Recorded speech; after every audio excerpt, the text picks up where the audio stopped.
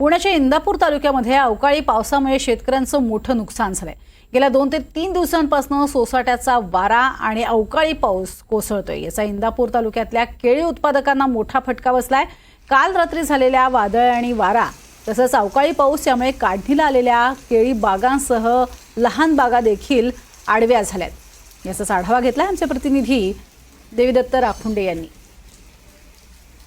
बारामती विभागात गेल्या 2-3 दिवसापासून अवकाळी पाऊस आणि वादळ वारा जो आहे तो सुटलेला आहे। अवकाळी पाऊस पडतोय आणि यामुळे मोठ्या प्रमाणात शेतकऱ्यांचं नुकसान झालेलं आहे।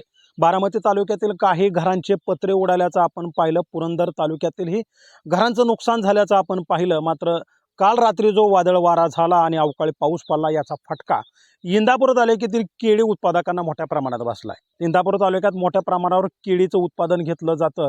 काल रात्री जो सोसाट्याचा वारा सुटला त्या वाऱ्यामुळे अक्षरशः 5-6 महिन्याच्या बागा आणि काढणीला आलेल्या बागा जमिनीवर भुईसपाट झाल्यात। त्यामुळे शेतकऱ्याच्या हातातोंडाशी आलेला घास जो आहे तो निसर्गानं पुन्हा एकदा हिसकावून घेतलाय। माझ्याबरोबर या ठिकाणचे केळी उत्पादक आहेत, आपण त्यांना विचारणार आहोत। मला सांगा, तुमची किती केळीची रोपं आहेत आणि काल रात्री जो सोसाट्याचा वारा सुटला, अवकाळी पाऊस झाला, त्याचा तुम्हाला काय नेमका फटका बसला? माझी सध्या 2 एकर केळी आहे। त्यात 2650 झाडं आहेत।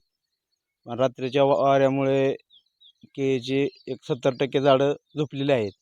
त्यामुळं साधारण माझा 3 लाख रुपये खर्च झालेला होता। ते माझा वाळका उधळल्यामुळे 3 लाख रुपये लॉसमध्ये गेलेलो आहे मी।